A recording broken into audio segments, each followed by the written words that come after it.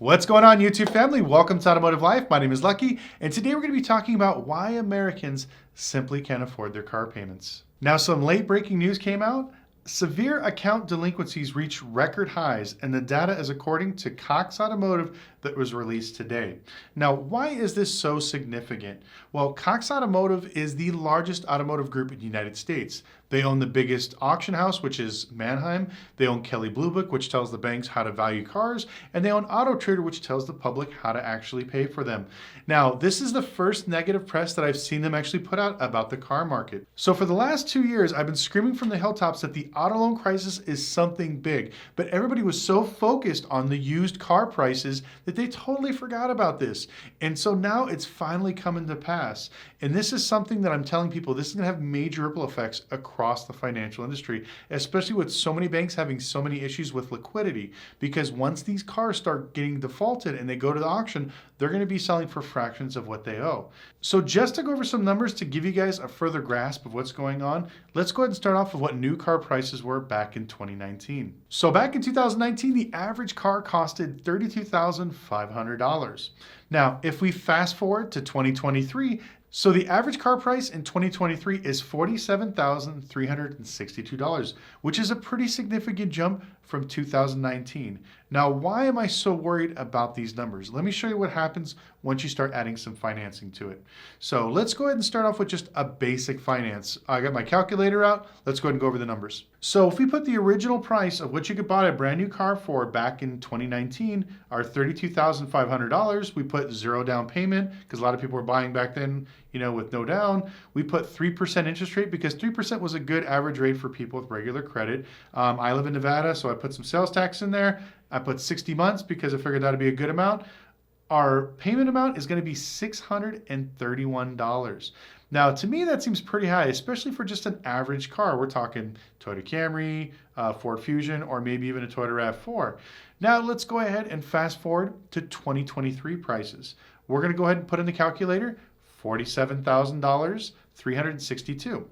But the big factor that's going to change a lot of this, not only the price, but also the interest rates, because remember, the rates are going up. So we're going to put it at 7%. So even if you have really good credit, I've seen people get less. So add the sales tax, 60 months finance, and we're looking at $1,014 for a monthly payment, which is absolutely absurd. Now, when I started telling people that the most average car payment I seen was $1,000 a month, and we're talking subprime and mid-prime. These are all prime numbers. These are people with good credit. So you can see how scary this is. And we're talking just a regular car. When I used to tell people, hey, $1,000 a month car must be a Mercedes, a BMW, a Jaguar, something really fancy. We're talking your run-of-the-mill Toyota Camry. Now you have to remember, there was a lot of people during the pandemic that wasn't paying average car pricing. Most of them weren't even paying MSRP. So just for fun, I'm going to give you a scenario that I personally know of that I've seen multiple times. Now, during the pandemic, the Toyota RAV4 was extremely sought after, and dealerships were charging $30,000, $40,000, $50,000 over MSRP. Trust me. Now, it blows my mind that people are paying $40,000 more on a Toyota RAV4, but let's go ahead and add these numbers in there. So we take our baseline of 47, we add the 40 grand on there, so let's say $87,000 we're financing. At 7% interest, no money down, 8.1% taxes here in Nevada, which I think is 1.25. And then we put 72 months because, since they're financing so much, we should give them probably an extended amount just to help them out. And we're looking at a total payment of $1,610. Now, like I said, keep in mind, a lot of these people were paying way over MSRP when it comes to these loans. Now, why is this such a big factor? Is because people cannot afford these payments on regular cars. Now, a Toyota RAV4 is a regular car for a regular person. I'm not talking Cadillac Escalades, Aston Martins, Ferraris, Lambos. We're talking about people paying $1,600, $1,700 for a Toyota RAV4, which absolutely blows my mind. So the average income of a household back in 2019 was $68,703. So let's go ahead and fast forward to 2023. I did a lot of searching, and a lot of these calculators said that the average household is going to make somewhere around $55,000, which didn't make sense to me. I figured it's going to go up, it's not going to go down. So I figured maybe there's just not enough data for 2023. So I did the average household income for 2022. And these are the numbers that I got, and this is what scared me. The average household income for 2022 was $54,132. It's actually going down.